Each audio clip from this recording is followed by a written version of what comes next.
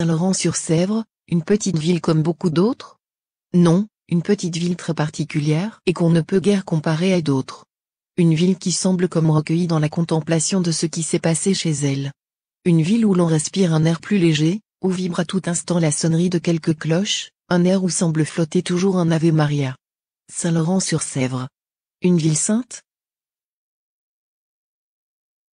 Le voyageur qui ne saurait rien, serait surpris de voir s'élever vers le ciel de ce bourg vendéen, plusieurs clochers. Celui de l'église paroissiale, d'abord, qui est la solennité d'une basilique.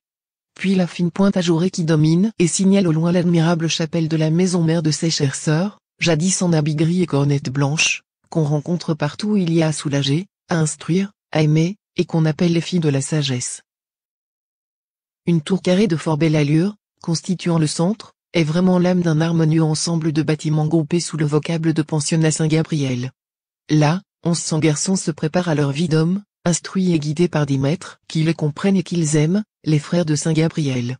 Ces religieux, qui se distinguaient jadis par leur rabat bleu et blanc, sont familièrement connus dans les paroisses, les pensionnats et les institutions de sourds-muets et d'aveugles.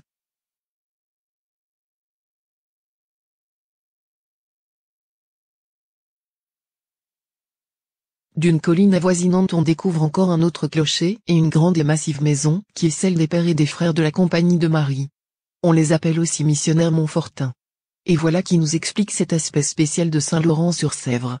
C'est là en effet qu'est venu mourir, en plein travail missionnaire, un homme extraordinaire encore que très simple, un homme qui a fait de toute sa vie un don total et sans cesse renouvelé à Jésus par Marie, un homme qui a converti par sa parole et par son exemple des milliers de ses semblables, Saint Louis-Marie Grignon de Montfort. C'est à cause de cet homme, de ce saint, que la tranquille petite ville de Saint-Laurent voit déferler vers elle de grands pèlerinages, qui viennent de toute la France et aussi de l'étranger. C'est à cause de lui que se sont fixés à Saint-Laurent, pour rayonner de là dans le monde entier, ceux qui le font revivre dans les formes d'apostolat qui lui furent si chères, les missionnaires Montfortins, les filles de la sagesse, et plus tard les frères de Saint-Gabriel, autrefois dit, du Saint-Esprit.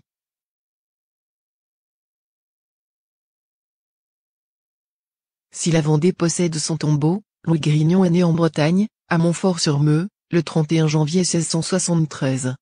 Ses parents avaient perdu peu de temps auparavant leur premier enfant, mort à 5 mois. Louis sera donc l'aîné de cette nombreuse famille, qui comprendra en tout 8 garçons et 10 filles. Son père est avocat au bailliage de Montfort, profession qui ne lui procure pas les ressources nécessaires pour son foyer.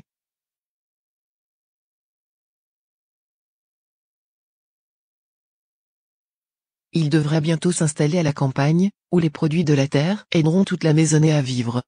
De tempérament coléreux et violent, Jean-Baptiste Grignon n'est pas un père commode, et le petit Louis verra souvent pleurer sa maman. Celle-ci, qui s'appelait Jeanne, élevait ses enfants du mieux qu'elle pouvait, malgré toutes les difficultés causées par la pauvreté où l'on se débattait souvent. Louis naissait dans un foyer chrétien, et c'est dès le lendemain de sa naissance qu'on le porte à l'église Saint-Jean, sa paroisse, où le baptême le fait fils de Dieu. On le met rapidement en nourrice chez la mère Andrée, une bonne fermière des environs. De ses débuts dans la vie en pleine campagne, Louis gardera l'amour de la nature et de la solitude, où l'on trouve plus facilement le Seigneur que dans le tumulte des villes. Cet attrait se développera lorsque, avec tous les siens, il habitera bientôt cette maison du Bois Marqué, sur la paroisse d'Iffindic, où la famille Grignon se transportera. C'est son propre père qui lui donna, semble-t-il, les premiers éléments d'instruction. Et dès ce moment, Louis apparaît comme un enfant spécialement doué et très courageux. Il étudie avec une grande ardeur et manifeste beaucoup d'intelligence.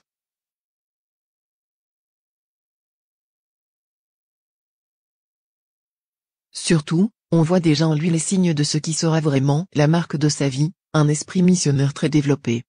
Même lorsque, tout petit encore, il s'essaye à consoler sa maman des vivacités paternelles, il le fait avec des paroles et des arguments qu'on n'aurait pas attendus d'un si jeune enfant, et qui montrent que déjà, comme dit un de ses biographes, l'Esprit de Dieu les lui mettait dans la bouche. Il aime ses parents, surtout sa mère. Il aime aussi tendrement ses frères et sœurs, surtout Louise Guyonne. Il l'entraîne parfois à l'écart, pour dire avec elle le chapelet. Et, si la petite hésite un peu à laisser ses jeux, il lui fait de petits cadeaux pour la décider, et lui dit d'un ton convaincant, « Vous serez toute belle, et tout le monde vous aimera, si vous aimez bien le bon Dieu. » C'est déjà l'apôtre, le missionnaire qui parle. À cette époque, Même les frères et sœurs ne se tutoyaient pas.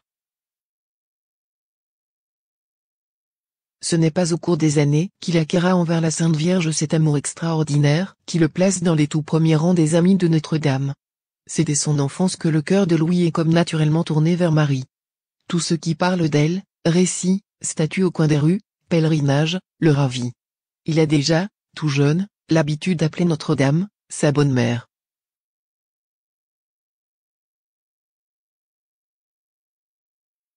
Il ne la prie pas seulement à des moments déterminés, il la rend comme présente à toute sa vie, à tout ce qu'il pense et fait. Il s'adresse à elle avec une simplicité enfantine, lui demandant vraiment tout ce dont il a besoin, dans le domaine temporel comme dans le spirituel. Mais plus que cela, il parle d'elle sans cesse à ses frères et sœurs. Il est pour tout un chef qui entraîne, par sa parole et par son exemple, vers Jésus par Marie. Louis a 12 ans. C'est le moment des études sérieuses. Il entre en 6e au collège de Rennes et prend pension chez un de ses oncles, vicaire à la paroisse Saint-Sauveur. Ce collège était très important. Il comportait environ 3000 élèves. Aussitôt Louis se classe en tête, car c'est un travailleur acharné. Enfant déjà, il avait pris l'habitude de la lutte contre tout ce qui peut entraver son désir de perfection. Cette lutte, il l'amènera toute sa vie avec une énergie indomptable. Les étudiants de cette immense école sont bien divers. Il y a de tout, et peut-être plus de mauvais que de bons. Si l'on veut s'efforcer de devenir pur et fort, il faut du courage. Louis n'en manque pas. Surtout, il a une confiance sans borne envers sa bonne mère, et celle-ci lui inspire intérieurement toute sa conduite. Louis voit, un jour, un camarade pauvre, en guenilles, malmené et moqué par une bande de mauvais garçons. Sans souci des railleries, il se déclare son ami. Puis une idée lui vient, tous ces élèves riches qui se moquent du pauvre, qu'il l'aide plutôt. Et Louis leur montre l'exemple. Louis-Marie organise une collecte et avec ce qu'il récolte, le voilà chez le tailleur. Voici mon frère et le vôtre, dit-il au marchand. J'ai quêté dans la classe, ce que j'ai pu, pour le vêtir. Si cela n'est pas suffisant, c'est à vous d'ajouter le reste. Bien sûr que ce n'est pas suffisant. Mais le drapier, subjugué, accepte la pauvre somme contre un habit pour l'élève, déguenillé.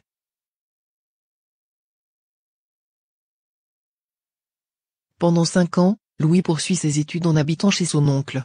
En 1690, toute la famille Grignon vient s'installer à Rennes pour que les autres enfants puissent aussi être instruits. Louis devient le répétiteur de ses frères plus jeunes. Et l'époque des vacances ramène la joyeuse bande au bois marqué où l'on a de si bons souvenirs, et où l'on peut s'ébattre en toute liberté. Louis y retrouve avec joie ses coins de solitude pour l'étude et la prière.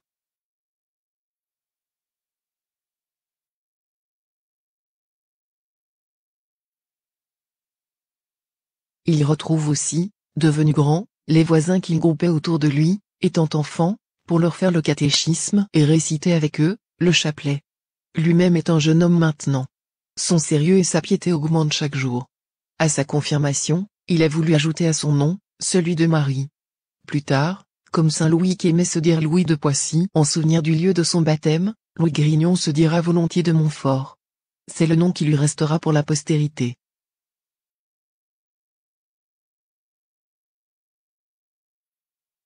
Au collège de Rennes, il se fit de vrais amis qui lui resteront très attachés. Jean-Baptiste Blin le suivra bientôt à Saint-Sulpice.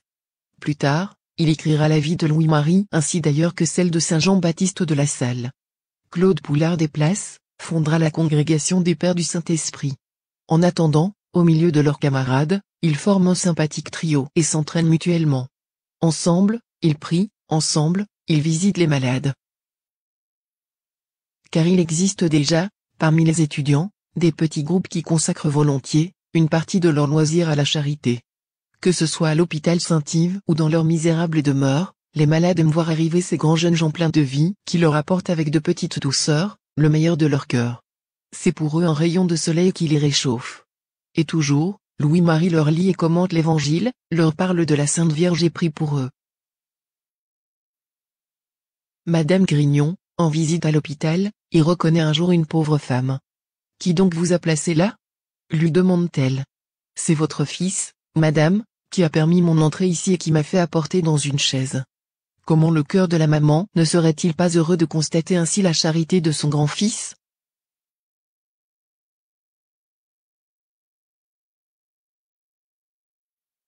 Il y a, dans l'église Saint-Sauveur, une statue appelée Notre-Dame des Miracles. On dit que pendant la guerre de Cent Ans, alors que la ville était assiégée, les cloches, soudain, se mirent en branle à minuit. Stupéfaits, les habitants accourent, la statue s'illumine, lève les mains, désigne un endroit. On creuse, et l'on découvre une mine placée par l'assiégeant. Fort de ce miracle, les assiégés attaquent et délivrent leur ville. Louis-Marie, qui passe chaque jour devant Saint-Sauveur, ne manque jamais d'entrer pour saluer, à la fois, le Seigneur, et Notre-Dame des Miracles.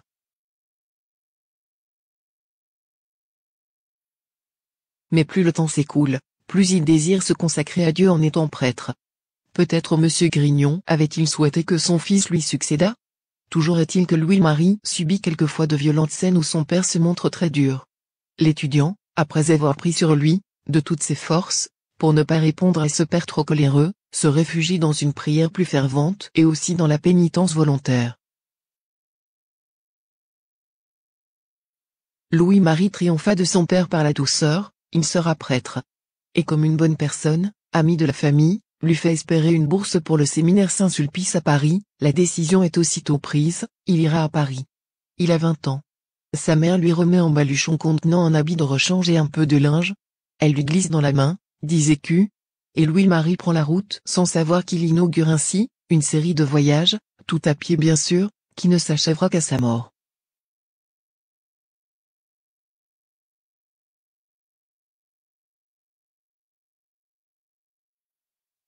C'est dur quand même de quitter les siens pour des années, et Louis-Marie ressent un pincement au cœur. C'en est fait de la vie familiale. Réagissant contre l'émotion qui l'étreint, il serre fort son chapelet et se met à chanter. Au premier carrefour, il rencontre un malheureux en guenilles. Il lui donne son habit de rechange et son linge. Allégé, il continue d'un pas plus alerte. Mais voici un second pauvre. Il ne peut le laisser passer sans lui faire la charité. Aussitôt il lui tend les 10 écus, et la joie grandit en lui. Encore quelques kilomètres et c'est une troisième rencontre, cette fois, il n'a plus rien. Mais si. Son propre vêtement, en bon état, qu'il échange contre les guenilles du clochard. Ayant vraiment tout donné, il est rempli d'allégresse. Tombant à genoux, il fait le vœu de ne jamais rien posséder. Il peut suivre Jésus ayant, comme dit l'Évangile, tout quitté.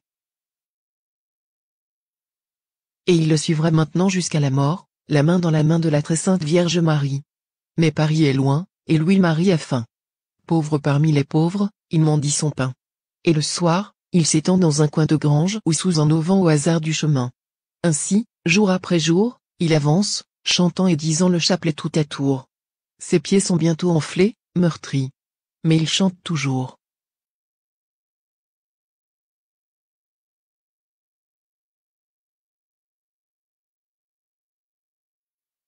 Voici la pluie qui le transperce, le vent qui le glace.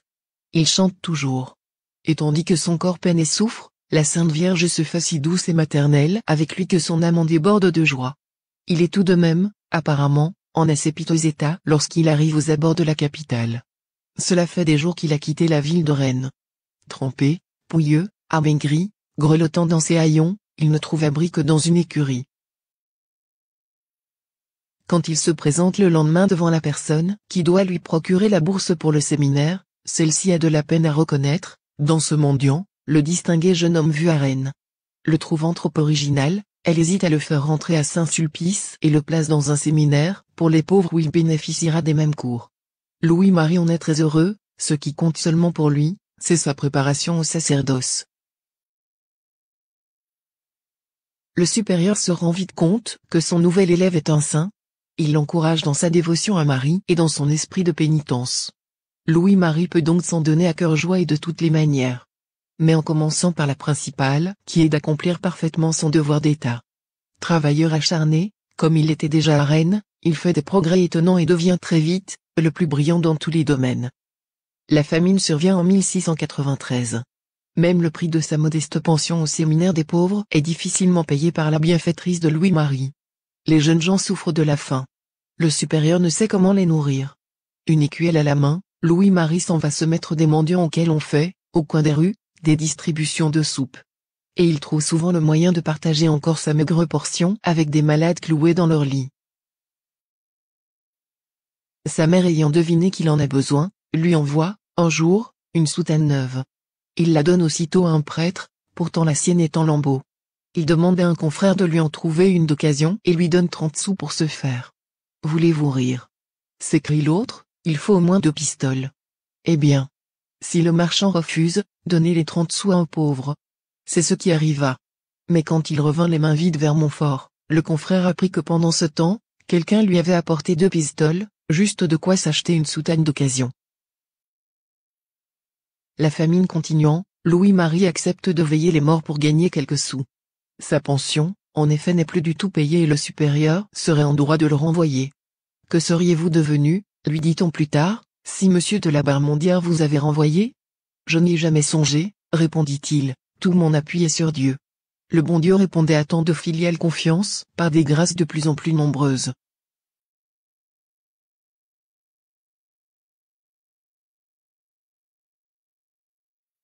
Voilà donc notre séminariste s'en allant 3 ou 4 fois par semaine, passer 8 heures, la nuit, à veiller les morts.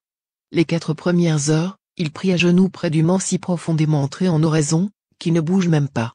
Les 2 heures suivantes, il fait une lecture spirituelle et les 2 dernières heures, il étudie ses cours.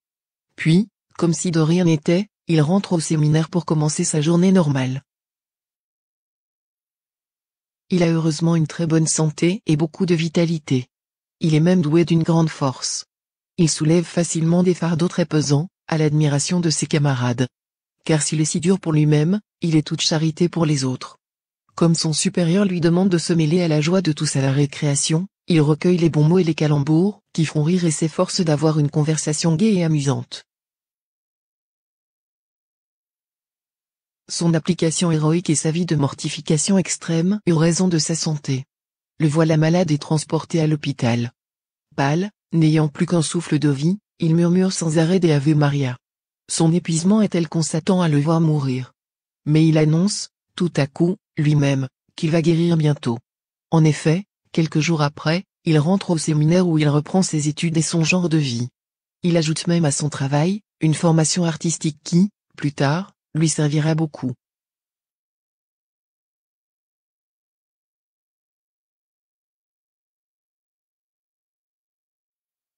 Déjà, à Rennes, il avait manifesté des dons réels pour le dessin, la peinture et même la sculpture. Avec le travail, ses dons se développeront. Et l'on conserve encore, à Saint-Laurent-sur-Sèvre, certaines statues de Notre-Dame qui sortirent de ses mains. Notre-Dame. Elle est chaque jour plus sa mère, et l'objet de toute sa tendresse. Aussi, est-ce une grande joie pour lui, de prendre la route de Chartres, tout le séminaire l'ayant désigné pour accomplir, avec un confrère, le pèlerinage traditionnel. Devançant Péguy, devançant les longues cohortes d'étudiants qui, à chaque Pentecôte, perpétuent le geste, Louis-Marie, routier de Notre-Dame, arpente les chemins qui, à travers la Platte-Beauce, mènent à la Flèche irréprochable. Devant Notre-Dame sous terre, il passe la journée comme ravi, en extase. Et il repart de Chartres plus fort, plus décidé à devenir, façonné par les mains de Marie, un vrai apôtre du Seigneur. Car l'heure du sacerdoce sonnera bientôt pour lui. À ce moment-là, Louis-Marie est enfin séminariste à Saint-Sulpice. Il en profite pour lire beaucoup. Le titre d'un livre l'attire spécialement. C'est le Saint esclavage de l'admirable Mère de Dieu. Dans cette fin du XVIIe siècle, le terme d'esclavage n'avait pas l'aspect vieilli qu'il peut présenter de nos jours. Être esclave de Marie, c'est la forte expression qui traduit, pour Montfort, l'hommage spécial qu'il veut rendre à la reine des cœurs. Il en parle à plusieurs camarades, avec qui il forme une petite association dont les membres se vouent spécialement à Notre-Dame afin de mieux aller, par elle, à Jésus.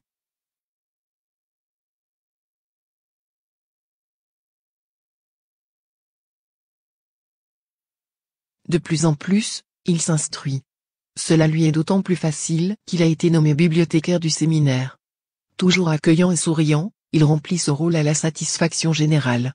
Et il prend pour son compte de nombreuses notes qui faciliteront, plus tard, son travail de missionnaire et d'écrivain spirituel. Il n'oublie pas pour autant sa famille, qui se débat toujours dans les soucis d'argent. 3 de ses sœurs peuvent entrer à l'abbaye de Fontevraud par son intermédiaire. Les enfants l'ont toujours attiré. Chargé du catéchisme à la paroisse Saint-Sulpice, il les captive par la manière vivante dont il les instruit. Plusieurs camarades séminaristes étant allés à ce catéchisme, dans la pensée malicieuse de pouvoir se moquer de lui ensuite, sont si accrochés, par la façon dont il explique et surtout par la flamme qu'on sent en lui, que bientôt, bouleversés, ils doivent sortir précipitamment, certains les larmes aux yeux. Toute sa vie, au petit comme au grand, Montfort fera le catéchisme. Il se prépare au sacerdoce, par des efforts toujours plus grands. Avide de charité et de pénitence, il reçoit avec un sourire, les moqueries de ceux que sa sainteté rend vieux et méchants. Toujours, il cherche à réconcilier. C'est ainsi qu'on le voit, sans souci de sa propre sécurité, se jeter un jour entre deux jeunes gens qui dégainent leur épée, prêts à se battre en duel dans la rue. Il est si éloquent que les deux adversaires renonçant à leur discorde, se pardonnent mutuellement.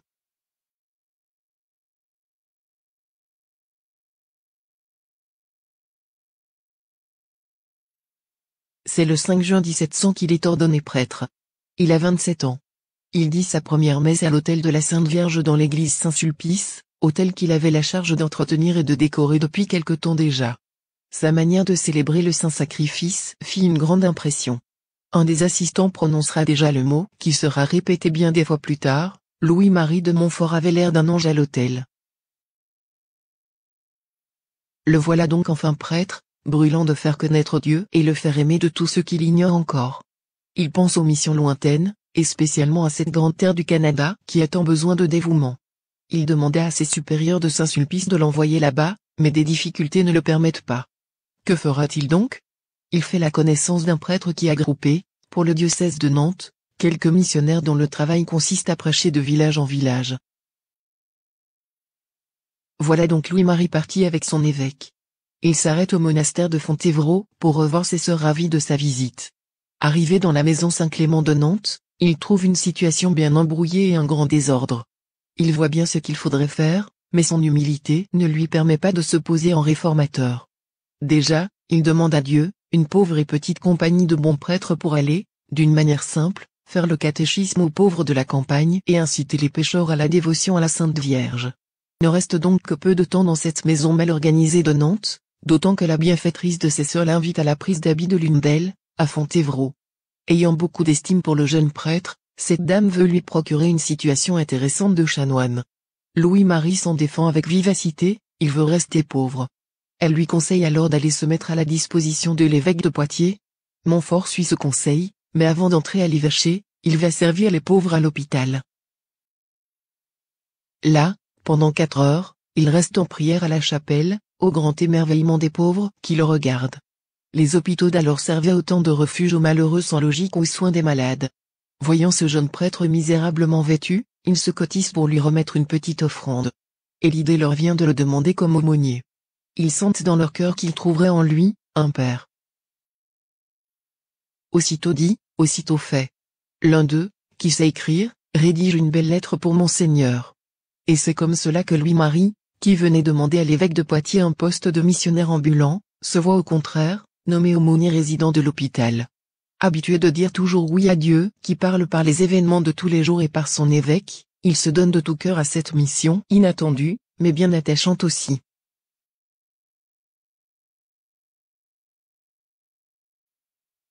Il y a tant à faire dans les hôpitaux de ce temps-là, simplement pour que les malheureux le soient un peu moins. On peut imaginer facilement ce que pouvaient être ces refuges surpeuplés de gueux qui couchaient, même malades, à plusieurs dans un même lit, où l'hygiène était inexistante et la nourriture bien souvent absente. C'était la période des famines régulières, et les pauvres de l'hôpital de Poitiers n'avaient pas tous les jours le crouton de pain qui constituait l'essentiel de leur nourriture. Là aussi, il y avait à mettre de l'ordre et c'est à quoi s'emploie tout de suite l'aumônier. Payant de sa personne, n'hésitant jamais à penser, lui-même, les plaies ulcérées d'un malade, il essaye en même temps de réorganiser ce qui ne va pas. Il insiste pour que les pauvres mangent assis à une table, tous ensemble et non séparément, n'importe où comme cela se faisait. Et il leur fait donner une soupe chaude à chaque repas. On devine la joie et l'attachement de ces malheureux pour leur dévouer aumônier. Mais, comme toujours, la jalousie, l'envie, la méchanceté se dressent contre lui. Les responsables du désordre précédent, unissent leurs efforts et n'hésitent pas à aller jusqu'à la calomnie, pour se débarrasser de lui. On se plaint à l'évêque. On crie tant et tant de difficultés à Louis-Marie que celui-ci doit bientôt se retirer. Même quelques-uns de ces pauvres auxquels il s'est dévoué, ceux à qui il reprochait leur ivrognerie et leur mauvaise conduite, se sont ligués avec les mécontents pour le faire partir.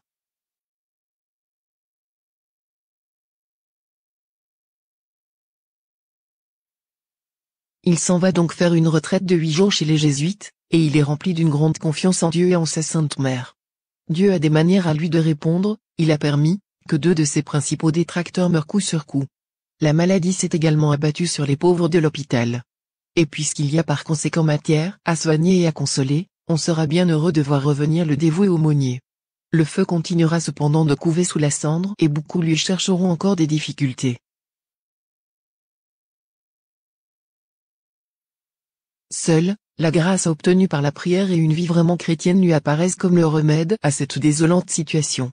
Voilà donc notre aumônier qui rêve à un groupe de femmes pieuses, capables de remonter le courant de l'égoïsme et du désordre. Mais où les prendre? Parmi les pauvres pensionnaires elles-mêmes, et c'est ainsi qu'il réunit quelques malheureuses, infirmes, malades, pauvres par le corps et les forces, mais riches d'une belle âme. À leur tête, comme supérieur, il met une aveugle. Il leur fait donner une petite salle de réunion, et cloue sur la porte un écriteau, sagesse. Depuis longtemps, en effet, les études et les méditations de Louis-Marie l'ont amené à approfondir cette vérité que Jésus, Fils de Dieu, c'est la sagesse éternelle qui s'est incarnée. Il honore de plus en plus Notre-Dame, et il le fera de plus en plus désormais comme mère de la sagesse.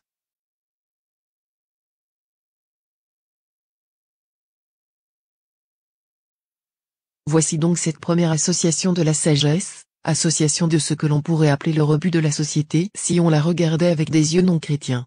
Autour de lui, on ne se prive pas de sourire, narquoisement, ou même de se gausser ouvertement. Où veut-il en venir avec ces quelques malheureuses conduites par une aveugle?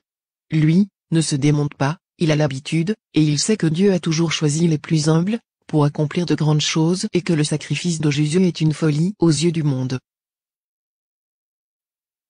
La chapelle de l'hôpital servait d'église aux habitants du quartier. Et l'on se répétait bientôt, au coin des rues, que l'aumônier faisait de magnifiques sermons. Un certain jour, Élisabeth Trichet, fille du procureur de Poitiers, revient enthousiasmée chez elle, et déclare à sa sœur Marie-Louise: « Quel beau sermon je viens d'entendre. Ce prédicateur est un saint. » Marie-Louise dresse l'oreille, appelée par Dieu depuis longtemps, elle rencontre des difficultés pour répondre à cet appel. Et si elle allait trouver ce prêtre? La voilà à genoux, dans l'ombre du confessionnal, un peu tremblante, qui commence sa confession. Mais Montfort l'interrompt. « Ma fille, qui vous a adressé à moi? Mon père, c'est ma sœur? Non, ce n'est pas votre sœur, c'est la Sainte Vierge. » Et Marie-Louise se sent à l'instant même, en pleine confiance avec ce prêtre, qui trouvera en cette jeune fille une âme bien trempée, dont il fera la fondatrice des filles de la sagesse. Longtemps, elle veut rentrer au couvent, qu'elle vienne donc d'abord, servir les pauvres à l'hôpital. Elle y vient, s'y installe bientôt, et le prêtre l'amène fermement dans les voies de la sainteté. Travail répugnant, humiliation, privation, souffrance de toutes sortes, rien ne manquera à Marie-Louise pour être formée comme l'entend Monsieur de Montfort. Il associera d'abord, elle, de famille bourgeoise, au groupe de pauvres infirmes qu'il a réunis, et qu'elle servira en toute humilité. Bientôt, il lui donnera un habit religieux, ce costume gris des filles de la sagesse, qu'elle sera seule à porter, sous la risée de tout le monde. Car, tandis que Monsieur de Montfort quittera Poitiers, Marie-Louise restera fidèlement au poste qui lui est assigné, attendant l'heure de Dieu pour la congrégation souhaitée. Toujours patiente et dévouée, sans jamais renoncer, elle restera dans un douloureux isolement au milieu de tous. Et cela durera 10 ans.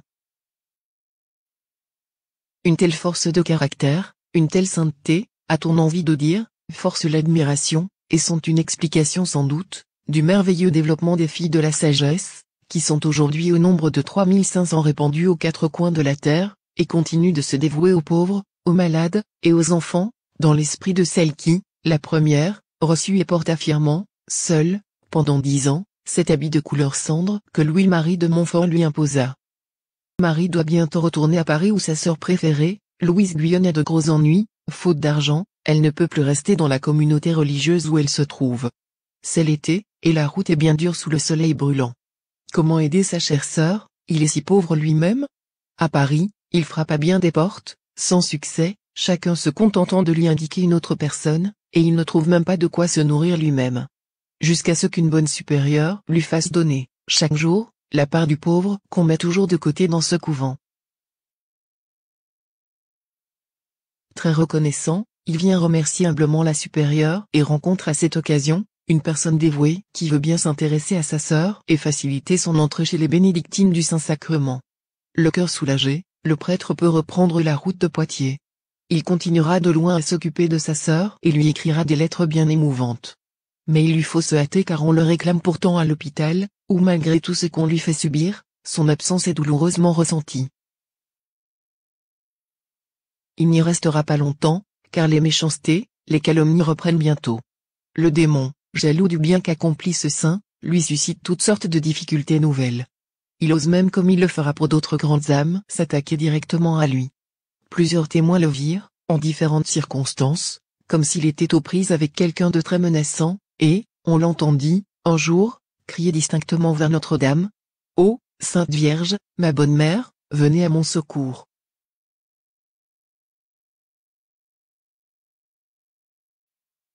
Il quitte donc, à nouveau, l'hôpital de Poitiers. Sa vocation d'ailleurs, il le sent de plus en plus, c'est de prêcher et d'instruire, au long des routes, sans jamais se fixer nulle part et longtemps. Il remonte à Paris chercher conseil chez ses anciens maîtres de Saint-Sulpice. Et c'est seulement par quelques lettres qu'il aidera de loin Marie-Louise Trichet à persévérer dans sa vocation. Il retrouve un de ses deux amis, Claude Poulard des Places, qui vient d'ouvrir le séminaire des pauvres écoliers. Louis-Marie essaie de le décider à s'unir à lui pour fonder la société de missionnaires dont il rêve. Claude ne s'y sent pas appelé mais promet de préparer, parmi ses élèves, de futurs compagnons pour Montfort. À Saint-Sulpice où il rencontre son autre ami, Jean-Baptiste Blin, il n'obtient pas plus de succès. Un peu excédé par son originalité, son confesseur le reçoit d'une manière glaciale et l'humilie devant tous. Monsieur Blin, qui aime très profondément Louis-Marie, en est navré et souffre fort pour lui.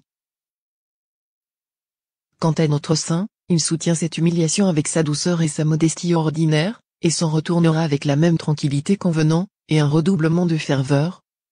C'est Jean-Baptiste Blin lui-même qui dépeint en ses phrases l'attitude de Louis-Marie, et on y sent l'admiration sans borne qu'il professait à l'égard de son ami, le considérant depuis toujours comme un saint authentique.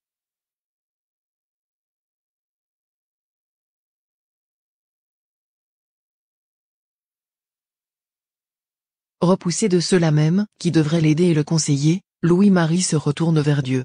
Il comprend que ses désillusions sont un appel à une union plus étroite avec son Seigneur, Dieu seul.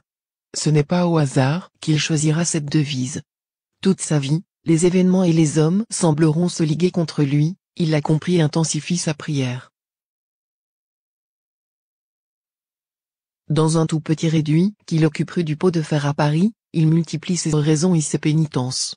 Il laisse aussi déborder le trop-plein de son âme en des pages brûlantes. L'amour de la sagesse éternelle, premier ouvrage écrit par Louis-Marie, le fut, pense-t-on, dans cet obscur de la rue du Pot de Fer où il vécut quelque temps, critiqué et méprisé d'un grand nombre. Certains pourtant, lui gardent leur confiance.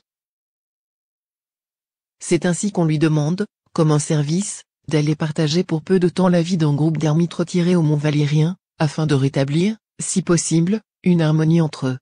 Son recueillement, son esprit de raison, sa ferveur étonnèrent ses frères et les renouvela, écrit Monsieur Blin à cette occasion.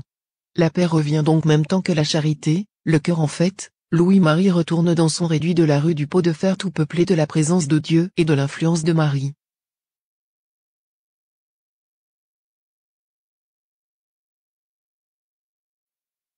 Il croyait en avoir bien fini avec l'hôpital de Poitiers, mais non. Une lettre était arrivée à Saint-Sulpice, à l'adresse du supérieur du séminaire. Une lettre étonnante qui commençait ainsi : « Nous, 400 pauvres, vous supplions très humblement, par le plus grand amour et la gloire de Dieu, nous faire venir notre vénérable pasteur, celui qui aime tant les pauvres, Monsieur Grignon, et continuer sur le même ton, accumulant les supplications, pour que Louis-Marie s'en vienne reprendre sa charge d'aumônier. Mon Dieu, consolez-nous et pardonnez nos grands péchés qui nous ont attirés pareille disgrâce. Si nous pouvons, une fois, le revoir, nous serons plus obéissants et fidèles à notre Dieu, écrivait en conclusion ceux qui signaient tout simplement, les pauvres de Poitiers. La voix des pauvres, c'est pour Montfort, la voix de Dieu. Aussi, sans tenir compte de ses aspirations personnelles, il abandonne aussitôt son réduit parisien, saisit son bâton de routier et marche une fois de plus vers Poitiers. L'enthousiasme est si grand à l'hôpital, qu'on allume des feux de joie pour son arrivée. Pourtant, dans quel triste état il retrouve son champ d'apostolat. Le désordre y règne partout, et l'aumônier, devenu directeur, doit veiller à tout.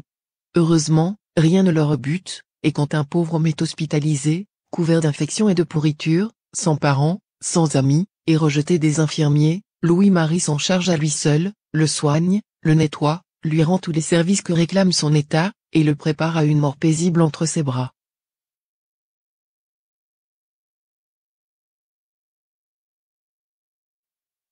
Montfort administre, réorganise, dirige avec le plus de douceur possible.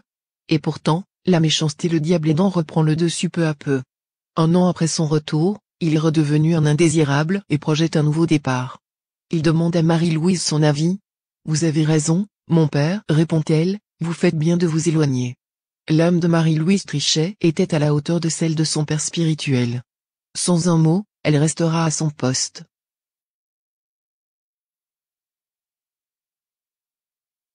Louis-Marie va-t-il pouvoir enfin être missionnaire? Il commence par se replonger en Dieu par une fervente retraite. Puis, il s'offre à l'évêque pour faire des missions dans les villes et les faubourgs, et restaurer les sanctuaires délabrés. Par ce côté aussi, il ressemble à saint François d'Assise, ardent au travail pour relever la maison du Seigneur qui tombe en ruine. Comme lui, il va désormais, chantant et priant, annoncer l'évangile partout où il passera, appelant tous les hommes à revenir à Dieu. Il choisit d'abord un des plus pauvres faubourgs de Poitiers, Montbernage, où l'on vit dans l'indifférence à l'égard de Dieu et souvent dans la haine du prêtre. Se faisant tout à tous, il parcourt longuement ces tristes ruelles, entre dans les maisons, s'intéresse aux santé, bénit les enfants. Son vêtement usé, mais plus encore son visage si humble, illuminé toujours d'un doux sourire, transforme les attitudes méfiantes, voire hostiles. On se laisse approcher, les enfants surtout, après avoir, comme leurs parents, crié quelque injure pour s'attacher ensuite au pas du missionnaire. Toujours, ces gens se sentant aimés, s'ouvrent peu à peu. Montfort va pourvoir, après les enfants, grouper les adultes pour prêcher. Mais l'église paroissiale est fort loin, jamais ils n'iront. Qu'à cela ne tienne. Voici une grange qui sert de salle de fête, on va la transformer en chapelle. Malgré leur indigence, tous les pauvres se montrent généreux. Quelques jours de travail, et les aménagements indispensables sont faits. Au milieu, Montfort place un grand crucifix. Pour décorer les murs nus et porter en procession, il a fait broder 15 étendards représentant les 15 mystères du rosaire. Sa parole enflammée traite, justement, du mystère de la croix et de la dévotion au rosaire. Il captive littéralement son auditoire. Et pour que la leçon entre mieux, tout le monde chante des cantiques faits par le prédicateur sur des airs connus dont le texte vient répéter et appuyer son enseignement. Chaque jour les gens viennent plus nombreux, s'amenant les uns, les autres. Procession, cantiques, chapelets récités en commun devant la statue de Notre-Dame, renouvellent l'intérêt et transforment peu à peu les cœurs dans lesquels la grâce de Dieu pénètre à nouveau.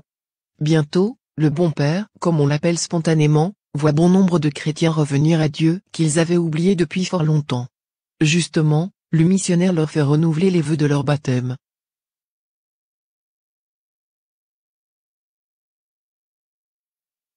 Et la mission se termine par la plantation d'une croix qui en perpétuera le souvenir.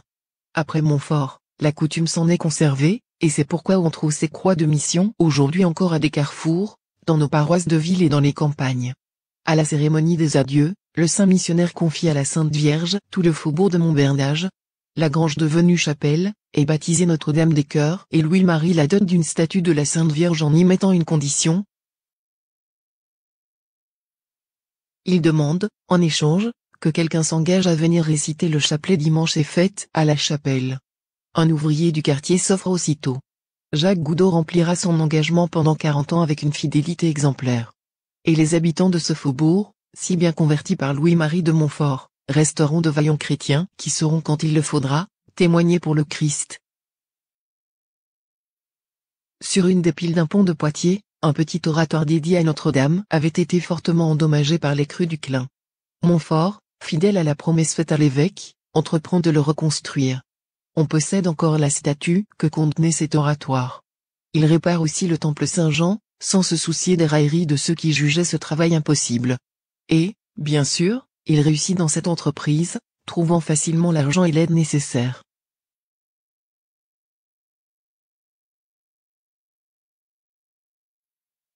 Et il continue sa mission.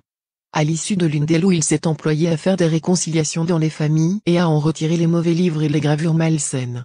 Il lui vient une idée, si l'on faisait comme saint Paul le fit lui-même à Éphèse avec les livres de magie que lui apportaient les convertis. Un grand bûcher où l'on brûlerait toute cette littérature et tous ces tableaux qui souillent les âmes, cela ferait impression sur la foule et serait un symbole facile à comprendre.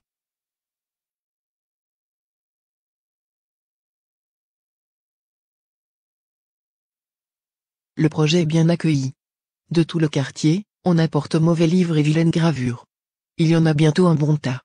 Mais quelqu'un, poussé par le zèle ou par le diable, a une idée moins heureuse. Sans prévenir Monsieur de Montfort, cette personne a confectionné une espèce de mannequin représentant le démon, le met au-dessus du tas et s'en va disant partout qu'on allait brûler le diable lui-même.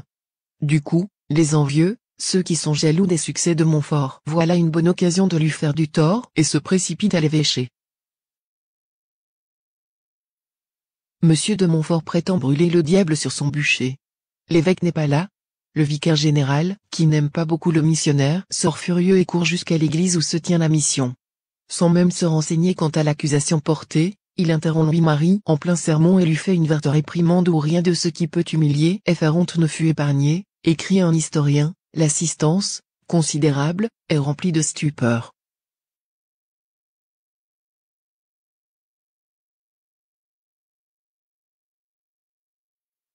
Louis-Marie, dès les premiers mots, s'est mis à genoux. Et quand le vicaire général est parti, le voilà qu'il se relève tandis que tous les visages se tendent, anxieux, vers lui. « Mes frères, dit-il d'une voix calme, nous nous disposons à planter une croix à la porte de cette église. Dieu ne l'a pas voulu, nos supérieurs s'y opposent. Plantons-la au milieu de nos cœurs, elle sera mieux placée en cet endroit que partout ailleurs. » Et il commence la récitation du chapelet. Le lendemain, à la messe, les communions étaient plus nombreuses qu'on eût pu l'espérer, ce qui prouve bien que le Seigneur se sert plus encore de nos vrais mérites et de nos souffrances que des succès apparents, pour sauver les âmes. Cette hantise des âmes poursuit si fort Louis-Marie, que la pensée des péchés qui se commettent, lui fait subir, un soir dans une grotte où il est venu prier tout seul, une véritable agonie semblable à celle de notre Seigneur, au jardin des Oliviers.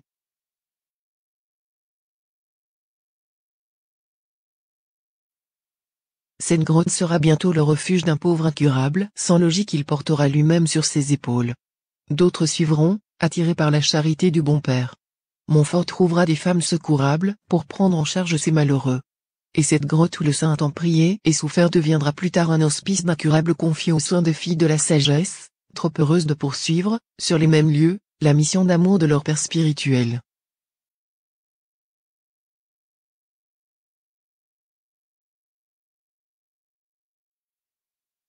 Montfort a maintenant un compagnon recruté d'une manière assez inattendue. Un jour qu'il confesse dans une église, il voit un jeune homme qui prie longuement.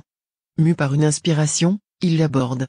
Mathurin Rongard, qui a 18 ans, lui confie qu'il est venu à Poitiers chez les Capucins. « Je suis entré, au hasard, dans cette église pour prier », ajoute-t-il. « Non, pas au hasard, mais providentiellement », réplique Louis-Marie. Et il ajoute simplement « Suis-moi ». C'est l'ordre même du Christ à ses apôtres.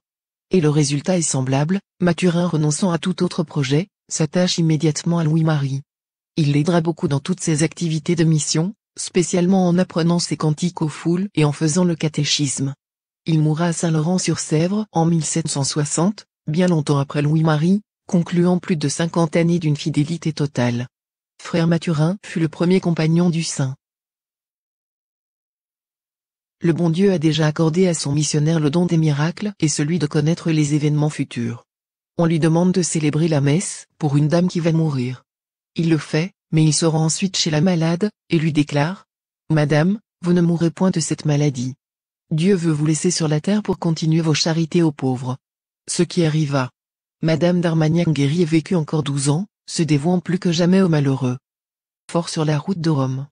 Mais Montfort, depuis l'histoire du bûcher, est devenu suspect à l'évêché.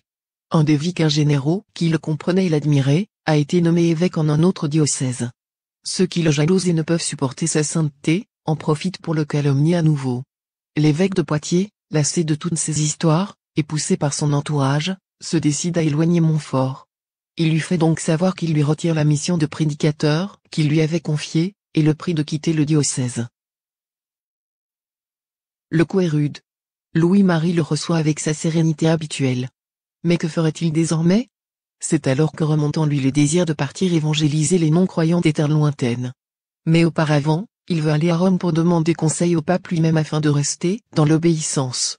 Il fait connaissance d'un étudiant qui se prépare aussi au pèlerinage. Tant mieux, ils seront deux à cheminer vers le centre de la chrétienté.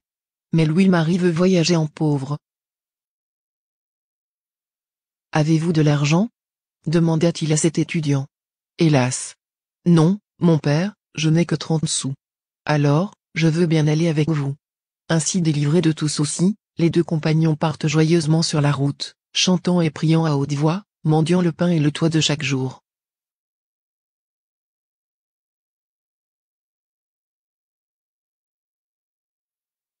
Aujourd'hui, c'est un jeu d'aller de Paris ou de Poitiers à Rome. Les moyens de transport sont devenus si rapides et confortables. Pour nous deux pèlerins, ce fut certainement autre chose, fatigue, rebuffade, on peut bien supposer qu'ils eurent bon pied de tout cela, et pas tous les jours de quoi manger. Ils auraient pu chanter, la route est longue, longue, longue, mais ils préféraient sans doute cet autre chant, je mets ma confiance, Vierge, en votre secours, composé par Montfort. Sûrement, la beauté de cette traversée lui en inspira d'autres. On ne connaît pas exactement l'itinéraire de ce long voyage. On sait en tout cas, que Louis-Marie fit une longue halte à Lorette, où la tradition veut que des anges aient apporté la petite maison de Nazareth. Il se sentait donc là chez sa bonne mère. On suppose bien qu'il fit un crochet pour s'arrêter aussi à Assise et y vénérer le souvenir de celui avec lequel il se sentait en parenté d'âme, Saint François. Dernières étapes. Il hâte le pas dans la campagne romaine, et soudain, dans le lointain, lui apparaît le dôme de la basilique Saint-Pierre, il tombe à genoux. Des larmes de joie coulent de ses yeux. De tout son cœur, il remercie Dieu. Et quittant ses souliers, il fait pieds nus, les derniers lieues qui le séparent encore de Rome. Il y arrive exténué, mais tellement heureux. Comme tout vrai chrétien, il se sent chez lui.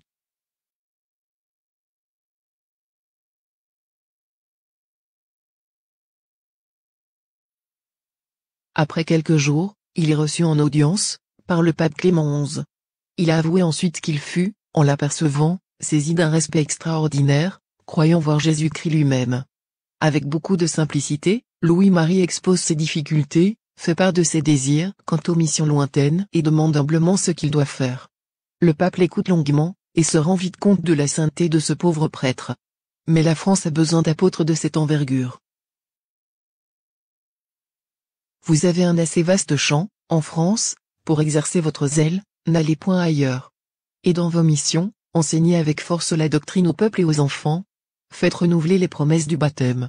C'était assez dire que la manière dont s'y était pris Montfort, jusqu'à ce jour, était la bonne, puisque le Saint-Père lui-même, la lui conseillait. Pour lui donner autorité, le pape confiera à Louis-Marie le titre de missionnaire apostolique. Notre saint est bien content, il est sûr que c'est Dieu même qui a parlé par la bouche du pape. L'âme en paix, il ne songe plus qu'à ce vaste champ qui l'attend, la France. Au sommet de son bâton de routier, il fixe un crucifix que le Saint-Père a béni lui-même. Il ne s'en séparera plus, c'est vraiment son instrument de travail. Comme Saint Paul, il veut plus que jamais ne connaître que Jésus, et Jésus crucifié. Le connaître, l'aimer, et le servir.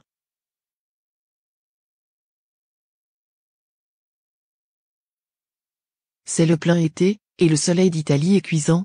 Mais que lui importe? Le voilà à nouveau qui marche, toujours mendiant, toujours joyeux. Un jour qu'il a grand faim, il frappe à la porte d'un presbytère. Le curé a du monde, et c'est justement l'heure du repas. Montfort, humblement, s'agenouille sur le seuil et récite un Ave Maria avant de demander la charité. On le prend pour un fou, et on l'envoie à la cuisine recevoir quelques morceaux. Montfort s'en arrange parfaitement, et revient dire merci au curé. Celui-ci, apprenant qu'il vient de Rome et retourne en France, s'exclame « Pourquoi n'allez-vous donc pas à cheval ?» Ce n'était pas la coutume des apôtres, répond aussitôt Louis-Marie, voulant donner par là une leçon de renoncement à ce prêtre trop ami de ses aises.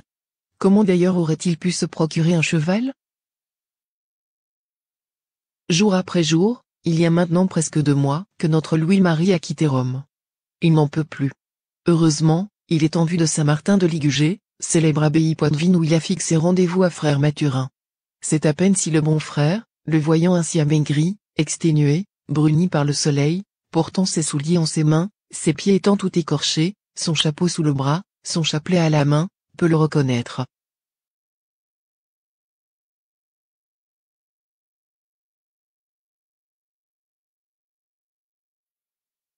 Le pèlerin va donc pouvoir souffler un peu, et surtout se replonger dans la prière. Le silence de l'abbaye est bien favorable, avant de reprendre sa tâche de missionnaire. Mais non, car le diable veille et ses anciens ennemis aussi. Monseigneur, aussitôt prévenu du retour de Monsieur de Montfort, le fait prier de quitter le diocèse. Louis-Marie pourrait se défendre, parler de son entretien avec le pape. Un séjour en son cher hôpital lui ferait le plus grand bien, ainsi qu'à Marie-Louise. Sans hésiter, pourtant, il quitte Poitiers. Chassé du diocèse de Poitiers par les basses manœuvres des humains, il ira ailleurs. La France est grande. Et c'est vers la Bretagne qu'il se dirige. Le voilà en route avec frère Mathurin, vers le sanctuaire célèbre de Notre-Dame des Ardillers à Saumur. Passant par Fontevraud, il veut revoir sa sœur. Mais le missionnaire non reconnu par la sœur portière, demande d'abord la charité, pour l'amour de Dieu. La sœur voudrait bien savoir qui est ce prêtre. Elle ne réussit pas à satisfaire sa curiosité. La mère abbesse, prévenue, n'a pas plus de succès. Mon nom importe peu, ce n'est pas pour moi, mais pour l'amour de Dieu que je vous demande la charité. Agacée, la supérieure le renvoie sans rien lui donner. Et les sœurs, en récréation, se racontent l'incident. À la description qu'on lui en fait, Sylvie s'écrie « Mais c'est mon frère. » Vite, on court après Montfort, on lui fait des excuses, le priant de revenir au monastère. Mais le saint homme refuse tout net. L'abbesse n'a pas voulu me faire la charité pour l'amour de Dieu. Maintenant, elle me l'offre pour l'amour de moi. Je la remercie. Et il continue sa route sans vouloir rien entendre, faisant comprendre ainsi aux religieuses combien la vraie charité ne doit pas, comme dit Jacques, faire exception de personne, mais s'adresser à tous, sans exception et sans chercher de récompense. Un pèlerinage au Mont-Saint-Michel, lui semble bien désirable. L'y voilà arrivé, avec frère Mathurin, logeant tous deux dans une cabane de pêcheurs.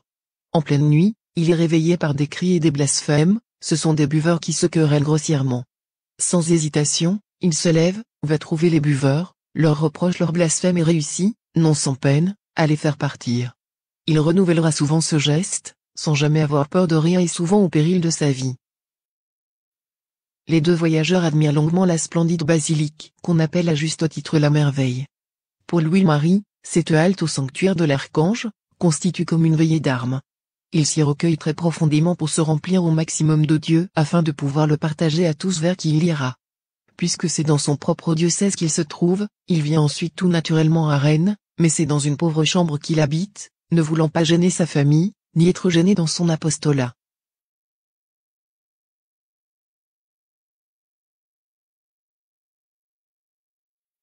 Il accepte seulement de prendre un repas chez ses parents. Et encore, avant de se mettre à table, il rassemble lui-même, sur une assiette pour les pauvres, une grosse portion de bonnes choses préparées à son intention. Une réputation de grand prédicateur l'ayant précédé à Rennes, il veut donner une leçon d'humilité à tout un auditeur venu un jour, l'entendre par pure curiosité. S'étant mis à genoux, sur un prie-dieu, au milieu de la nef, il annonce tout simplement qu'il va faire son oraison. Entendant cela, les gens ne sont guère contents. Ils craignent de s'être dérangés pour rien. Mais Louis-Marie commence à prier tout haut, et son cœur plein du feu de l'amour, passe dans ses paroles, se communique à l'auditoire. Bientôt, il n'y a plus autour de lui de simples curieux, venus là par snobisme, mais de vrais chrétiens qui sentent leur cœur se fondre de repentir et de charité. Montfort, son oraison finie, commence la récitation du chapelet. Et jamais peut-être un sermon, qui n'en était pas un, ne fait autant impression sur ceux qui l'entendent dire. Se dirigeant sur Dinan, Louis-Marie s'arrête au village de sa vieille nourrice, près de Montfort-sur-Meux. Il est méconnaissable. Ayant demandé à la mère André, pour lui et frère Mathurin, l'hospitalité, sans se nommer, il est repoussé. Un très pauvre vieux les reçoit cordialement au contraire, et, bientôt le reconnaissant, clame dans le pays que c'est Monsieur Grignon. Désespoir de la vieille mère André, qui vient s'excuser et supplie Louis-Marie de revenir chez elle. Louis-Marie prendra un repas, mais non sans lui répéter.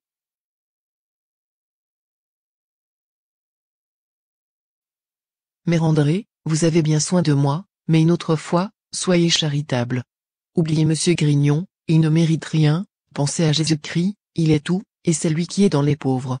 En toutes circonstances, Louis-Marie répète cette même leçon, la véritable charité, ce n'est pas d'aimer tel ou tel qui nous plaît, c'est d'aimer tout le monde, et spécialement ceux qui en ont le plus besoin, comme sont les malheureux de tout genre.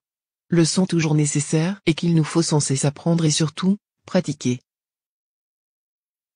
À Dinan, Louis-Marie jouera encore un petit tour de ce genre à l'un de ses frères cette fois, devenu dominicain.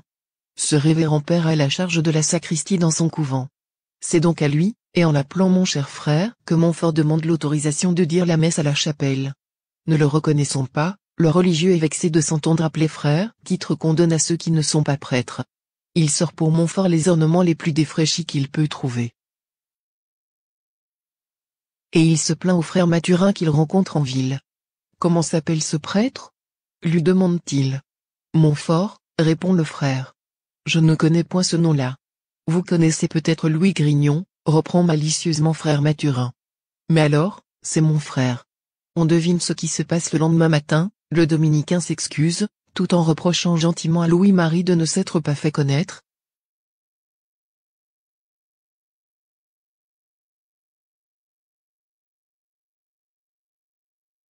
Eh, je vous ai appelé mon cher frère, ne l'êtes-vous pas? Sourit Montfort. Le religieux comprit certainement la leçon de modestie. Et c'est avec les plus beaux ornements du couvent que Louis-Marie célébra la messe ce matin-là. Catéchisme, prédication, cérémonie. Toutes les activités habituelles du saint missionnaire se déroulent à Dinan. Il y fait même des réunions de soldats et établit des groupements pour assurer, après son passage, la fidélité de la prière.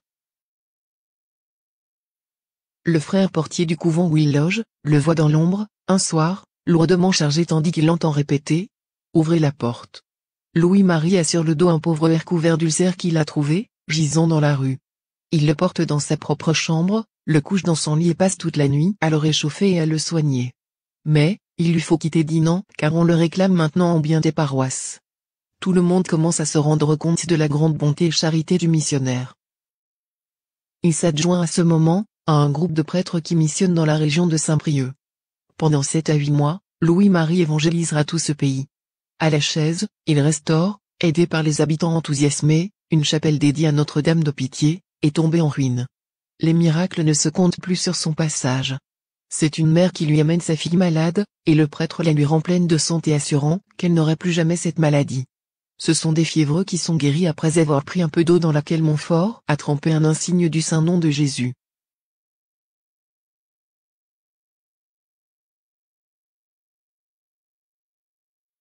Ce sont surtout des affamés pour lesquels, comme autrefois notre Seigneur, il multiplie la nourriture, le voilà qui arrive avec une bande de pauvres chez une veuve de modeste condition. Elle lève les bras au ciel et montre toute sa richesse, 1 pain et 2 à 3 livres de viande. Sans se troubler, Montfort installe tout son monde, fait lui-même le service et distribue à chacun selon sa faim. Après, il reste encore autant de pain et de viande qu'il y en avait à l'arrivée. Dans une ferme, un autre jour, c'est le blé qu'il multiplie au grenier.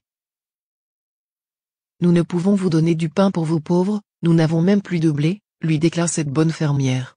Allez balayer votre grenier et apportez ce qui reste. Elle rapporte quelques poignées les donnant de bon cœur à l'homme de Dieu. Et quand, le soir, elle monte de nouveau à son grenier, elle y trouve un gros tas de blé, de quoi nourrir tous les siens pendant 6 mois et faire aussi l'aumône à tous les malheureux qui se présenteront. Sa mission de la Chaise et des environs soulève tant d'enthousiasme que Montfort, en hommage de reconnaissance à Marie, fit allumer des feux de joie pendant 9 jours sur les collines avoisinantes, au son des cantiques. Belle conclusion des activités de celui qui, à l'imitation de son maître, s'efforçait, par sa parole et plus encore par sa sainteté rayonnante, de rallumer dans les âmes, la ferveur de l'amour de Dieu et du prochain. À Montfort à Saint-Brieuc, prêchant, confessant, priant et s'occupant des pauvres. On a conservé le souvenir qu'il en nourrissait plus de 200, leur faisant le catéchisme et récitant avec eux le chapelet. Il sait bien que ce n'est pas suffisant de venir en aide à la misère matérielle, secourir les corps affamés et négliger les âmes créées par Dieu, faites pour le connaître et l'aimer, c'est oublier le principal, l'unique nécessaire, comme dit l'Évangile. Pain du corps et pain de l'âme, et Louis-Marie se garde bien de l'oublier. Il y avait sans doute trop longtemps que Louis-Marie n'avait pas eu d'ennui. Sa vie devait être marquée perpétuellement par la croix. Comme il le dit un jour à lui-même, « Pas de croix ? qu'elle croit. Aussi, des difficultés s'élèvent-elles bientôt à son sujet. Dans le petit groupe des missionnaires, on lui reproche son originalité. Sans pouvoir le dire, on lui reproche sans doute plus encore son succès auprès des foules, succès qui laisse les autres missionnaires un peu dans l'ombre, un peu jaloux peut-être. Il lui faut donc reprendre sa route, solitaire, en tant que prêtre. Il a toujours le fidèle frère Mathurin, et même un nouveau venu, frère Jean. Les voilà installés, tous trois, dans un petit ermitage qui domine la ville de Montfort-sur-Meux. Ils l'habiteront 2 ans, rayonnant de là sur les pays alentours, restaureront la chapelle Saint-Roch, et bâtiront un calvaire. Entre 2 missions, les 3 compagnons reviendront avec bonheur à leur cher ermitage Saint-Lazare, pour s'y retremper dans le silence de la retraite.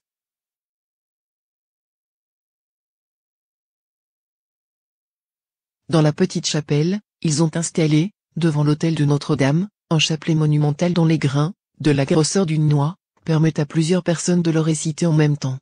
Il n'y a cependant pas tous les jours à manger dans la petite communauté. Un certain jour, les 2 bons frères sont un peu tristes, c'est qu'ils n'ont pas déjeuné. Et le soir est là bientôt, qui promet semblable souper. Confiance, confiance, répète le père, qui a une foi inébranlable en la providence.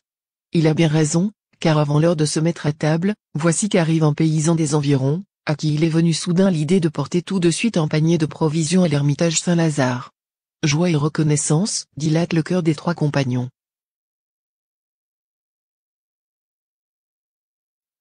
Le père ne redoutant jamais rien pour lui, il faut bien, en effet, que la Providence le protège elle-même. Passant dans une rue, il entend des cris sortant d'une maison, c'est un homme qui bat durement sa femme. Montfort se précipite entre eux. Furieux, l'homme brandit sa hache contre Louis-Marie. Hurlement de terreur de la femme. Mais la hache ne retombe pas. Stupide, le bras raidi en l'air, par une force mystérieuse, le forcené ne peut qu'injurier Louis-Marie. Dieu a retenu le bras criminel.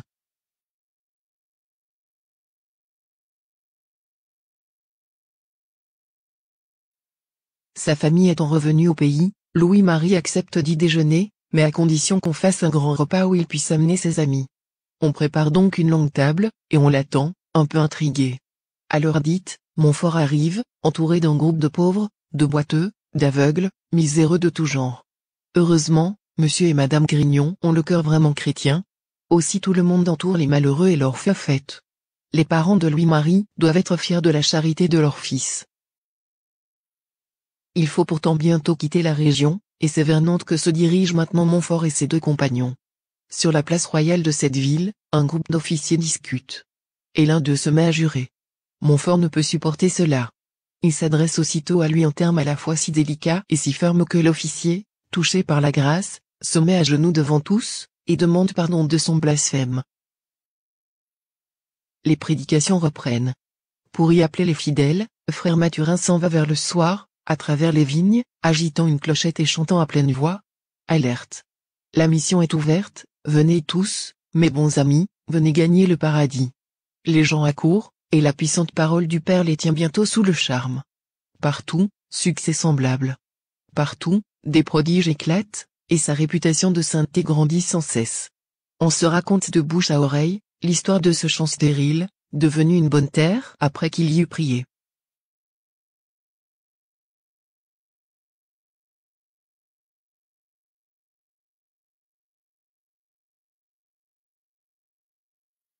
On cite aussi, en tremblant, cet homme frappé par la foudre dans sa maison, alors qu'il avait refusé, seul de tout le village, de venir à la mission. Certains ont surpris le père en conversation avec une dame rayonnante de lumière.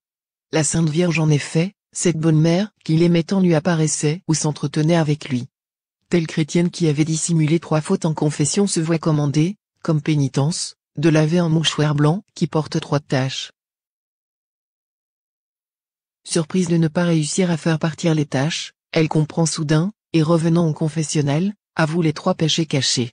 Les taches disparaissent ensuite facilement. Voilà Montfort pris un jour à partie par quelques débauchés qui se sont jurés de le tuer. Ils l'attendent un soir, à un carrefour, et se jettent sur lui. Des personnes accourent, heureusement, armées de bâtons, et le délivrent. Mais comme elles veulent ensuite châtier les jeunes bandits, « Mes chers enfants, supplie Louis-Marie, ne leur faites pas de mal, ils sont plus à plaindre que vous et moi. » Les châtelains de la Chevrelière demandent au père une mission. Mais ils sont en opposition avec le curé de la paroisse, ce qui crée à Louis-Marie de grosses difficultés. Là où règne la division, c'est souvent le diable qui mène le jeu.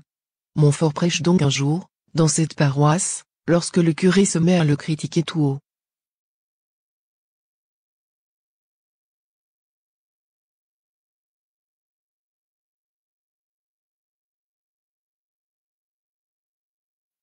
Ils s'oublient jusqu'à dire aux assistants qu'ils perdent leur temps en venant aux exercices de la mission. Comme à Poitiers, Louis-Marie s'est mis à genoux. Puis il descend de la chaire, salue respectueusement monsieur le curé et fait chanter le Te Deum devant le Saint-Sacrement, assurant à l'un de ses amis qu'il a de cette humiliation une joie qui ne saurait exprimer.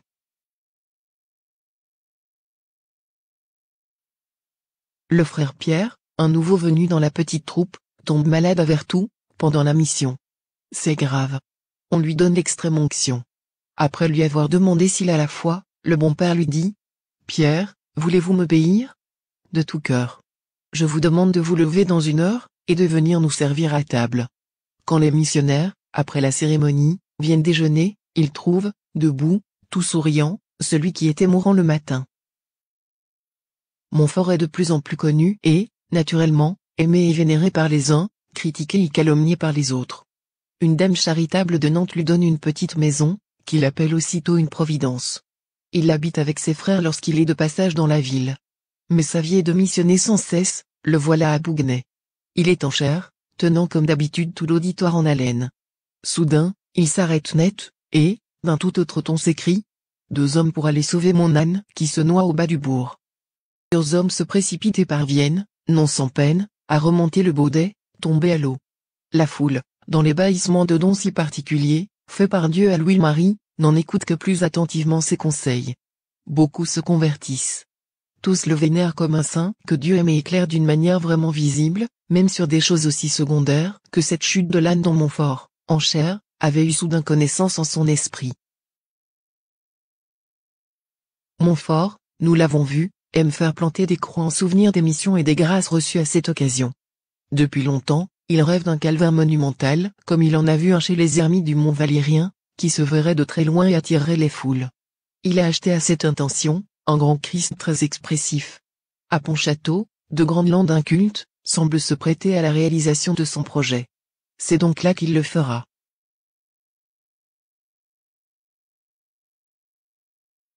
Il en parle avec tant d'éloquence, que tous les habitants de la région s'enthousiasment. Comme au temps lointain des cathédrales, ils offrent leurs bras et leurs biens. Car le Père voit grand. Après avoir choisi les landes de la Madeleine, d'où l'on découvre un très vaste horizon, on commence les terrassements. Il s'agit en effet, d'élever là, une véritable colline, sur laquelle seront plantées les 3 croix. Les statues de Notre-Dame, de Saint-Jean, de Sainte-Marie-Madeleine, compléteront le tableau. L'œuvre est de grande envergure. On creuse même des douves pour protéger des bêtes la colline.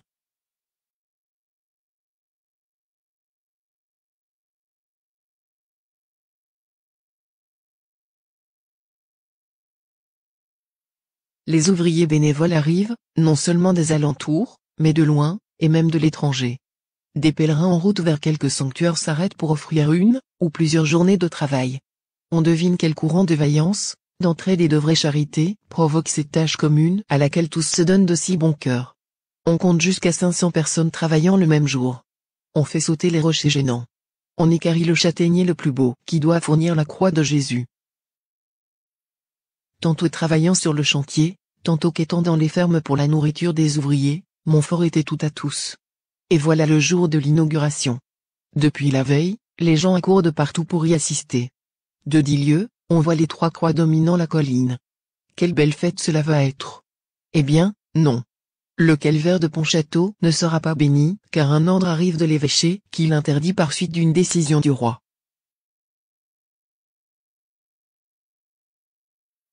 Que s'est-il passé? Toujours la même chose.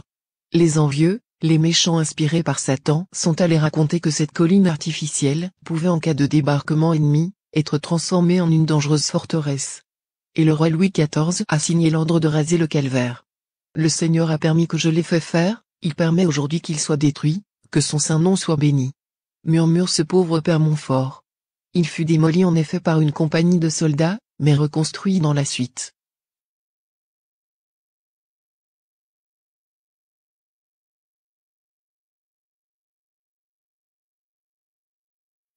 Les successeurs de Louis-Marie en sont maintenant les gardiens, et l'on ne compte plus les conversions qui s'y opèrent. On peut bien en attribuer la grâce à ces quelques 20 000 ouvriers bénévoles, qui travaillèrent sans avoir la joie de voir leur œuvre couronnée de succès, et plus encore à Louis-Marie qui prenait, avec le même sourire les marques d'affection comme les plus dures humiliations. Jamais son cœur ne se ferma. Le voici se dépensant sans compter dans la grande inondation de Nantes fin 1710. On craint d'affronter la violence du courant et les malheureux sinistrés risquent de rester sans secours dans leur maison isolée par les eaux. Avec Montfort dans la barque, on se rassure.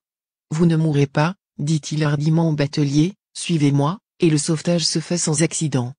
Trouvant un joint des ouvriers et des soldats qui se battent sauvagement à propos de jeu, il se jette entre eux, les sépare, et démolit d'un grand coup de pied la table de jeu.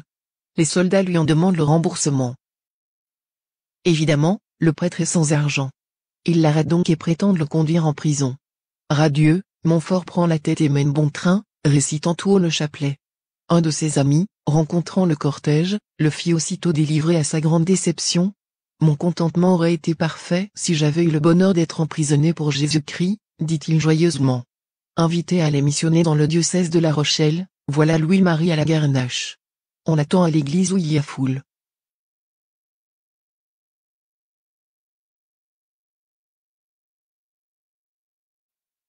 Comme il ne paraît pas, on envoie l'enfant de cœur le chercher. Et le petit revient bientôt tout éberlué, disant « Je l'ai appelé, il n'a pas répondu. Il est à parler avec une belle dame blanche qui est en l'air. » Dieu permettait à nouveau qu'on puisse constater en quelle relation d'intimité il était avec sa bonne mère du ciel qui le visitait souvent. La mission fut magnifique, tous les vrais chrétiens s'y engagèrent à nourrir chacun un pauvre. Village après village, toujours bâton en main, Louis-Marie, et ses compagnons, arrivent bientôt à La Rochelle. C'était un fief calviniste, et d'après la réputation du saint prêtre, on s'attendait à de brillantes discussions au cours desquelles serait réfutée la doctrine protestante. Ce n'est pas la manière de Montfort. Il prêche le rosaire et encore le rosaire, encourageant les gens à prier davantage, car la prière vient plus facilement à bout de l'hérésie que toutes les savantes discussions. Ne voulant pas laisser aux protestants le monopole du respect à l'égard de la Bible, l'idée lui vient d'organiser une procession, où, sous le dais, à la place de l'ostensoir, un prêtre porterait respectueusement le livre saint que tous les fidèles pourraient ainsi vénérer. Cette procession se déroula comme prévu et fit une forte impression sur tous ceux qui y participèrent ou la virent passer. Bien des hésitants revinrent à la foi catholique.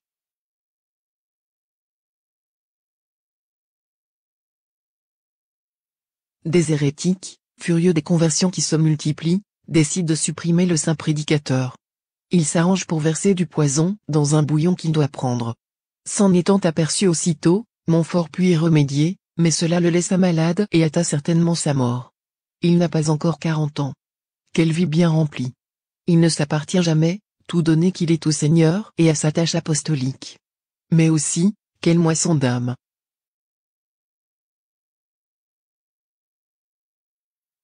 C'est encore à lui qu'on demande d'aller évangéliser l'île-Dieu. Personne, en effet, ne veut y aller, car les pirates croisent sans cesse dans les parages. Naturellement, il accepte aussitôt. On le prévient que les hérétiques ont soudoyé l'équipage d'un bateau corsaire. Et tous les matelots du port, ayant eu vent de la chose, refusent d'abord de prendre la mer pour le conduire à l'île. Enfin, il trouve un patron qui accepte. Voilà nos gens embarqués. Tous, marins et missionnaires sont inquiets, hormis Louis-Marie. À 3 lieues en mer, on voit arriver à toute voile 2 vaisseaux corsaires. Nous sommes pris, s'écrièrent les occupants de la chaloupe, tandis que Montfort, qui chante sans arrêt, les encourage à faire comme lui. N'obtenant rien, ils ont trop peur pour pouvoir chanter, le père commence la récitation du chapelet, tout en déclarant avec assurance « Nous sommes hors de danger. Mais l'ennemi fond sur nous. Nous sommes perdus. Ayez la foi, les vents vont changer. » Arriva aussitôt. Incapables d'avancer davantage dans leur direction, les 2 vaisseaux corsaires durent se résigner à s'éloigner de leur proie. C'est de bon cœur, cette fois, que tous les compagnons de voyage du Père chantent avec lui le Magnificat. La mission de l'île-Dieu réussit magnifiquement. Et la croix que l'on nomme encore, le calvaire du Père de Montfort, en rappelle toujours le souvenir. À La Rochelle, dans un ermitage que lui a donné une bonne dame, il écrit un livre admirable, le traité de la vraie dévotion à la Sainte Vierge. Tout enfant, Louis-Marie rassemblait déjà autour de lui ses petits camarades pour les enseigner. Séminariste, puis missionnaire, il a toujours continué à s'occuper spécialement des enfants.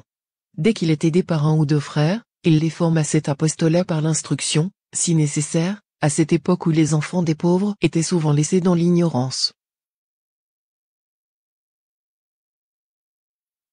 Ce souci de l'instruction poursuivait bien des apôtres.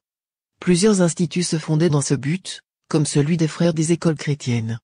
L'ami fidèle de Montfort, M. Blin, devenu chanoine de Rouen, se dévouait à son côté, à cette cause.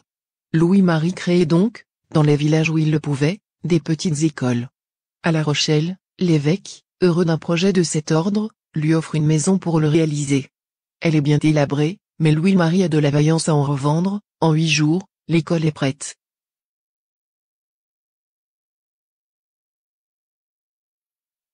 Trois frères et un prêtre en sont chargés, et les élèves affluent.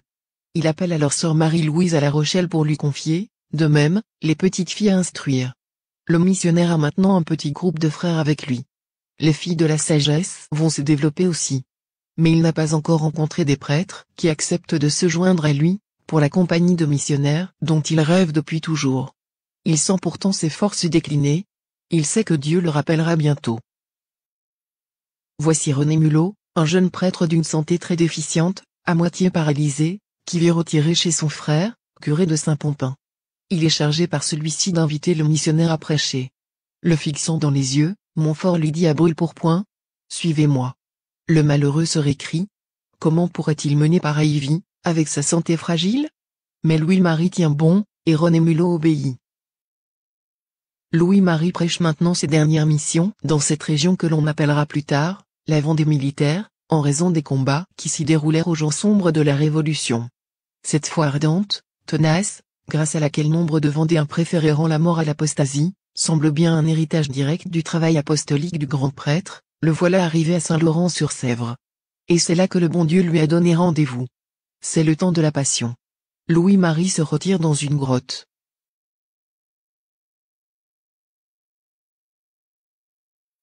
Il y fait durement pénitence. Et la mission se déroule, féconde comme toujours. On annonce soudain la visite de l'évêque. Montfort s'investit pour lui préparer une belle réception. Mais il est épuisé. Il ne peut même pas aller à table. C'est le 22 avril. Le voilà cependant en chair, miné par la fièvre. On craint de le voir tomber. Mais non, il ira jusqu'au bout. Il parle de la douceur de Jésus avec des accents qui bouleversent l'immense auditoire. Mais c'est bien son dernier sermon. Il s'alite aussitôt après, tandis que ses compagnons continuent la mission. Il se confesse, demande les derniers sacrements, dicte son testament au père Mulot. Ce sont de pauvres choses qu'il lègue, des livres, du matériel de mission, des petits meubles qu'il donne soit à ses frères, soit aux prêtres qui l'ont aidé, soit aux paroisses qu'il a évangélisées.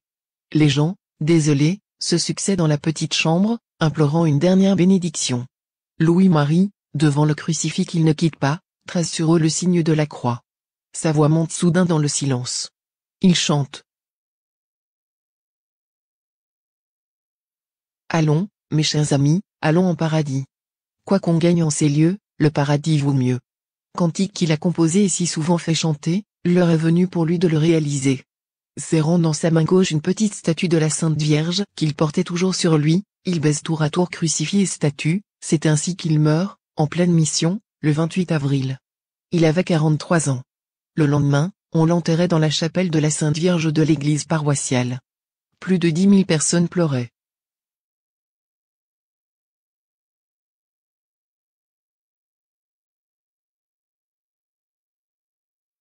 Pendant sa vie déjà, Dieu avait manifesté par des prodiges la sainteté de son humble serviteur. Maintenant qu'il est mort, sa renommée va sans cesse grandir. Les miracles se multiplieront. L'évêque de Poitiers lui-même qui, pourtant, avait été bien sévère envers Louis-Marie, l'invoqua et obtint la guérison de 2 malades. Les filles de la sagesse devinrent vite une grande communauté. Après la tempête de la Révolution, qui vit plusieurs d'entre elles monter à l'échafaud en chantant un cantique de Montfort, elles se répandirent un peu partout en France. Ce n'est pourtant qu'en 1888 qu'il fut béatifié, et le 20 juillet 1947 qu'il fut inscrit officiellement au catalogue des saints par le pape Pie XII. Sans doute fallait-il que cette canonisation eût lieu à notre époque, et fut faite par le pape de la consécration au cœur immaculé de Marie. Nous nous trouvons ainsi entraînés par l'exemple de ce grand saint, à demander avec plus d'ardeur à la Sainte Vierge qu'elle obtienne, par le retour des âmes à son Fils, la paix au monde. Dans toutes nos paroisses, nous chantons encore nombre de cantiques qu'il a composés. Si les paroles ont quelquefois besoin d'être adaptées à notre langage d'aujourd'hui, les idées qu'il exprimait sont toujours valables: amour de Jésus et de sa croix, esprit de renoncement à tout mal, et tout le message de l'Évangile.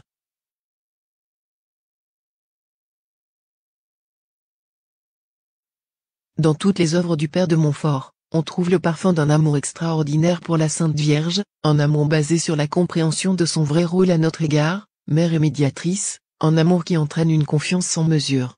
Il attendait d'elle vraiment tout pour son ascension vers Dieu, et même pour sa vie matérielle, et jamais, bien sûr, il ne fut déçu. Saint depuis sa jeunesse, pourrait-on dire, Louis-Marie de Montfort pouvait être mis, sans retard, sur les autels et invoqué publiquement.